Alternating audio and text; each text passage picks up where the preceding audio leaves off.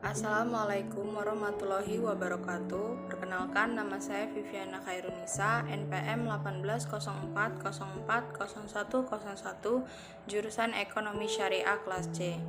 Di sini saya akan menjelaskan materi saya yang berjudul Peluang Penggunaan Emas sebagai Mata Uang Global. Baik, yang pertama yaitu definisi uang. Dalam Kamus Besar Bahasa Indonesia diterangkan bahwa uang adalah alat penukar atau standar pengukur nilai yang sah yang dikeluarkan oleh pemerintah suatu negara berupa kertas, emas, perak, atau logam lain yang dicetak dalam bentuk dan gambar tertentu. Uang yang semula dimaksudkan berfungsi sebagai alat tukar dan standar satuan nilai ternyata juga berdampak terhadap fokus budaya manusia ketika uang diaplikasikan sebagai properti yang menentukan martabat seseorang di tengah masyarakat. Pada mulanya, uang kertas yang beredar merupakan bukti-bukti kepemilikan emas dan perak sebagai alat atau perantara untuk melakukan transaksi. Dengan kata lain, uang kertas yang beredar pada saat itu merupakan uang yang dijamin 100% dengan emas atau perak yang disimpan di pandai emas atau perak dan sewaktu-waktu dapat ditukarkan penuh dengan jaminannya. Namun pada akhirnya masyarakat tidak lagi menggunakan emas secara langsung sebagai alat pertukaran. Sebagai gantinya mereka menjadikan kertas bukti tersebut sebagai alat tukar. Yang kedua ada pengertian dinar. Kata dinar tidak berasal dari kata Arab tetapi berasal dari Yunani dan Latin. Muhammad Sukri bin Muhammad merupakan wakil mufti Kelantan menyatakan sebagai berikut, bahwa istilah dinar dikatakan berasal dari Romawi yaitu dinarius, yang berarti nama emas yang telah ditempah. Maka yang dimaksud dengan dinar adalah mata uang koin yang terbuat dari emas. Dinar adalah mata uang yang berbahan dasar emas, dipergunakan pertama kali pada masa Kekaisaran Romawi. Kemudian umat Islam menggunakannya dengan mengikuti perintah Rasulullah SAW. Dinar emas yang merupakan mata uang yang dipakai di sebagian besar negara-negara di dunia sebelum Bretton Woods System terbukti memiliki kestabilan yang lebih baik dibandingkan dengan uang fiat yang dipakai sekarang ini. Dinar emas tidak mengenal nilai nominal seperti yang terjadi pada uang fiat, namun lebih ditentukan dari nilai intrinsik yang dimilikinya yang tercermin dari nilai tukar dinar tersebut terhadap komoditas lain. Ketiga yaitu sejarah mata uang dinar. Pada masa sebelum datangnya Islam, dinar merupakan uang yang digunakan dalam transaksi perdagangan. Berbagai jenis dinar, emas, dan perak dirham beredar dalam perdagangan sebagai akibat dari banyaknya bangsa Arab yang berdagang dengan bangsa Romawi, Bizantium, dan para pedagang yang melewati negeri Arab. Pada saat itu, kota Mekah menjadi pusat perdagangan dan pertukaran mata uang, sehingga banyak para pedagang dari berbagai negeri datang ke kota Mekah untuk bertemu dan melakukan transaksi perdagangan. Dalam sejarah umat Islam, Rasulullah dan para sahabat menggunakan dinar dan dirham sebagai mata uang mereka. Di samping sebagai alat tukar, dinar dan dirham juga dijadikan sebagai standar ukuran hukum-hukum syar'i. Standar mata uang yang ditetapkan pada masa itu adalah dinar dengan berat emas tetap pada 4,3 gram dan dirham yang berat tetap pada 3 gram. Muhammad Sukri menulis sebagai berikut. Permasalahan keuangan mulai muncul ketika Islam di bawah pemerintahan dinasti Ayyubiyah. Desakan kebutuhan masyarakat akan mata uang dengan pecahan yang lebih kecil membuat Sultan Kamil Ayyubi memperkenalkan mata uang baru dari tembaga yang disebut fulus. Dengan demikian, dirham digunakan untuk transaksi-transaksi besar sedangkan untuk transaksi skala kecil digunakan fulus. Penggunaan dinar emas sebagai uang berakhir pada tahun 1924 setelah jatuhnya kekhalifahan Utsmani. Penelitian lain mengungkapkan bahwa dinar digantikan setelah runtuhnya Kekaisaran Ottoman dan timbulnya Perang Dunia I pada tahun 1914 ketika Kekaisaran Ottoman memilih untuk meninggalkan standar emas. Yang keempat yaitu ada penggunaan mata uang berstandar emas. Standar emas merupakan masa di mana sistem moneter dunia ditopang oleh penggunaan emas koin, batangan, dan uang yang ditopang dengan emas. Masa standar emas terdiri dari 3 masa, yaitu masa standar emas klasik sekitar tahun 1770 sampai 1914, masa standar tukar emas 1920 sampai 1930, dan masa sistem Bretton Woods yang dimulai dari tahun 1946 hingga 1971. Dalam masa standar emas klasik, jenis uang yang digunakan berupa emas dalam bentuk koin dan emas batangan. Pemerintah membuat batangan emas sebagai alat pembayaran hutang yang sah, baik oleh swasta maupun oleh pemerintah. Sistem standar emas klasik berakhir setelah pecahnya Perang Dunia Pertama, di mana pemerintah berbagai negara meninggalkan standar emas dan mencetak uang untuk menutupi sebagian biaya perang. Penggunaan kembali standar emas berakhir disebabkan tidak adanya mekanisme penyesuaian yang layak dalam sistem moneter dan besarnya perpindahan modal yang cenderung merusak sistem moneter. Di samping itu, masa tersebut merupakan masa terjadinya Perang Dunia dan kondisi perekonomian yang buruk, sehingga sistem standar emas sulit untuk digunakan. Pada abad ke-19 atau sekitar tahun 1870-an, Eropa mengalami peningkatan yang besar di bidang perdagangan dan industri. Penemuan-penemuan teknologi telah mengantarkan mereka menuju kejayaannya. Sejak saat itu, mereka memasuki babak baru di bidang ekonomi dan keuangan dengan ditemukannya sumber emas di Amerika dan Afrika, yaitu dengan dicetaknya uang berstandar emas dengan London sebagai pusatnya. Dengan adanya kebijakan tersebut, maka negara manapun yang mencetak uang dengan standar emas harus menyimpan cadangan emas sebesar nilai uang yang dicetak demi untuk menjaga likuiditasnya jika sewaktu-waktu uang yang dipegang masyarakat ditukar dengan emas. Dan jika ada negara lain yang mencetak mata uangnya dengan standar emas, kedua mata uang yang berbeda tersebut dapat saling ditukar sesuai dengan rasio tukar yang sudah disepakati.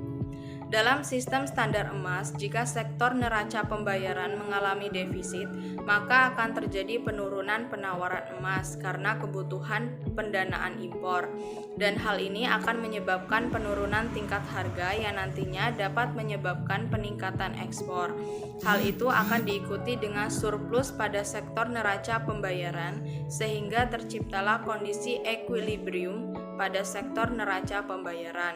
Sistem Bretton Woods yang beroperasi dari tahun 1946 hingga 1971. Secara umum, sistem Bretton Woods adalah sebuah standar tukar emas, di mana Amerika Serikat diminta untuk mempertahankan harga emas secara baku dengan harga $35 per ons emas. Ahli ekonomi menyatakan bahwa keberhasilan penerapan uang emas pada masa dahulu didukung oleh sistem keuangan dan aktivitas ekonomi secara keseluruhan yang masih sangat sederhana dan belum kompleks. Akan tetapi, pada saat ini, sistem keuangan tidak lagi sederhana dan aktivitas ekonomi sudah semakin kompleks dengan adanya berbagai inovasi di dalamnya. Terlebih lagi, sistem ekonomi dan keuangan saat ini bersandar pada sistem suku bunga dan maisir atau spekulasi. Sistem keuangan ribawi seperti ini mengakibatkan penerapan kembali uang emas dikarenakan adanya keterbatasan ketersediaan emas sebagai bahan baku uang dan perlunya reformasi total di sistem keuangan, baik secara regulasi, struktural, dan operasionalnya. Kendala yang dihadapi dalam wacana penerapan uang emas ini akan cukup rumit, baik secara sistemik maupun situasional. 5. Ada kelebihan dan kekurangan dinar emas. Menurut Nabilah dan Dian, penggunaan dinar dalam perdagangan internasional, terutama dalam perdagangan bilateral, akan memberikan berbagai keuntungan. Yang pertama, mengurangi dan menghapus resiko nilai tukar.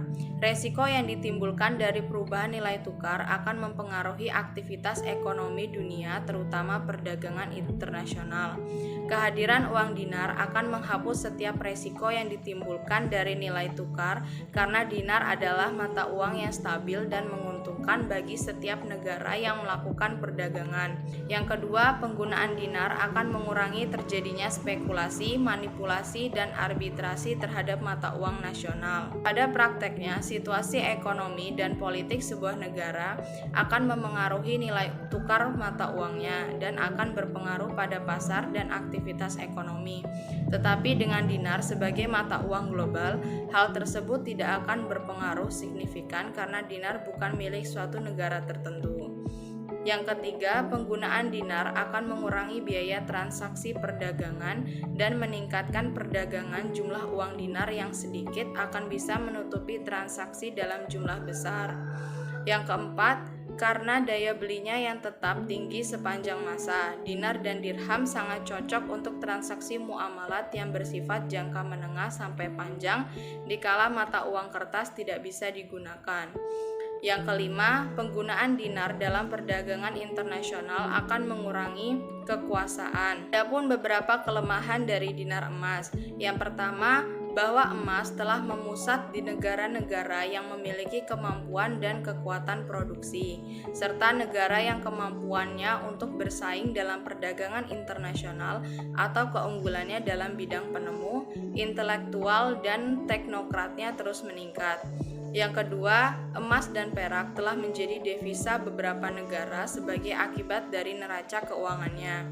Yang ketiga, tersebarnya sistem uang emas tersebut telah dibarengi dengan konsep yaitu peluang penggunaan emas sebagai mata uang global dalam perdagangan internasional. Yang pertama, strategi konsep dinar dalam perdagangan internasional. Agar konsep dinar dapat menjadi mata uang internasional antara negara muslim, maka perlu beberapa strategi yang harus disiapkan.